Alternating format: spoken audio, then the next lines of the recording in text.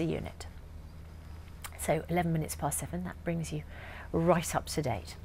Going to take you back to that education story. The government's latest plans to improve the performance of pupils from poorer backgrounds. Among the ideas being announced today, cash prizes for schools and career incentives for teachers. How important is funding like that in helping to raise standards?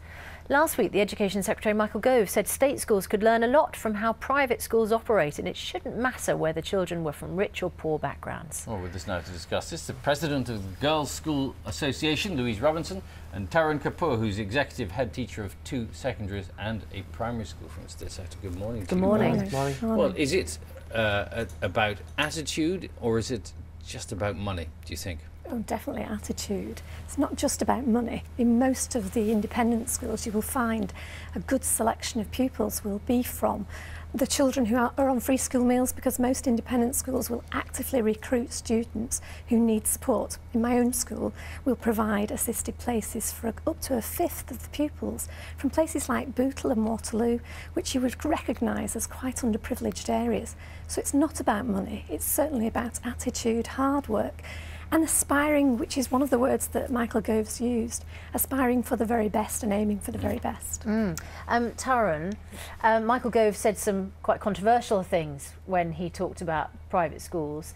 Do you think that there is something to be learned about the model that they provide? Well, I think we can learn from each other. We look at the aspirations of our teachers, first of all, because if they don't have aspirations, then the children won't. And we really do welcome the pupil premium, and we've been planning for it for some time actually, because we know it'll improve. In terms of the independent sector, we know that they're very aspirational. We see them setting a benchmark for many of their children, but actually we set the same benchmark, and in many cases higher, because many of our families, or some of our families, don't have the aspiration in the families.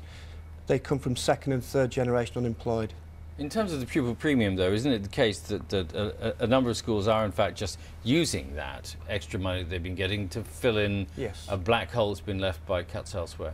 I think some schools have really struggled to with the economy, and they are simply doing that. In our case, we've got a well-managed budget, and we're using the funding for what it's intended for, to actually target those children who need the help the most, with holiday courses, after-school clubs, but also to bring extra support and professional help to help those very needy children.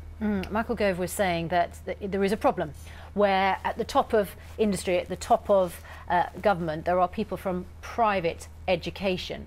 Now, why is it that when such a tiny minority of people, about 7% are privately educated, they manage to appear to dominate the top sectors? It is about aspiration, hard work, and aiming for the very top.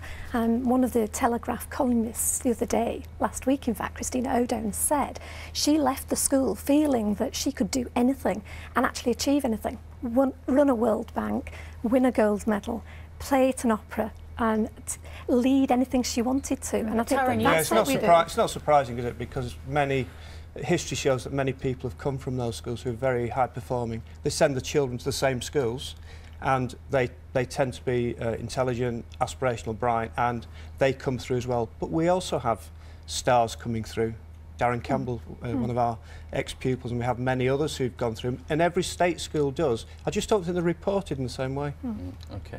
Thank you very much indeed. Thank you. And we'll be talking to Nick Clegg in an hour's time about the pupil premium.